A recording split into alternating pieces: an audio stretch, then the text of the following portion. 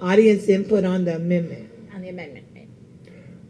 Yes, this is on the amendment and more generally on the entire subject of class size, because I don't think it matters, and I think that's very relevant to the amendment. We Can you know, say your name, please? Yes, my name is Mike Cerbola.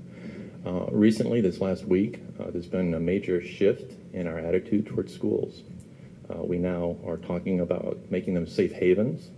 We're discussing the fact that we need to make our So we're talking about class size right now. Yes, and the reason that doesn't matter is because we could double the number of teachers, and we know now that their grades would only minimally improve because the culture isn't working. We've proven that with our testing, and we're now talking about it frankly.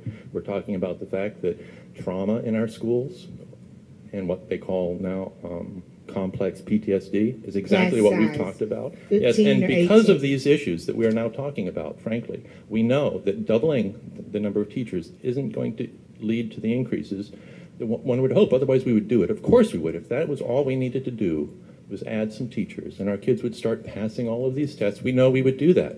So this doesn't matter. It really, truly doesn't. What we have is the opportunity to say to our teachers that we do have, that our teaching model is broken. So we're talking about limiting the number of students now, not doubling the teachers. And we could limit the number of students, double the number of teachers. The point is we have an awesome opportunity. So as you're discussing this, and I am using this to segue, I admit, but it is relevant because we're discussing decreasing the number of students or increasing the number of teachers. And what it bears on is our ability to teach. And that's what we're discussing. So this is very fundamental.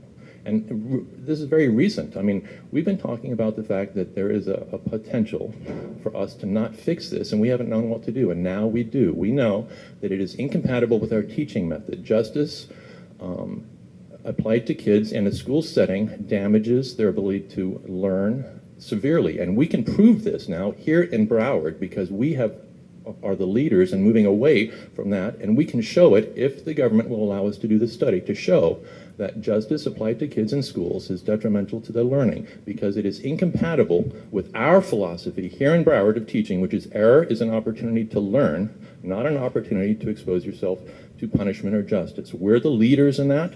We need to lead with this, and I apologize for using this as a segue. Thank you very much for your patience. Thank you. Any additional public input? All in favor?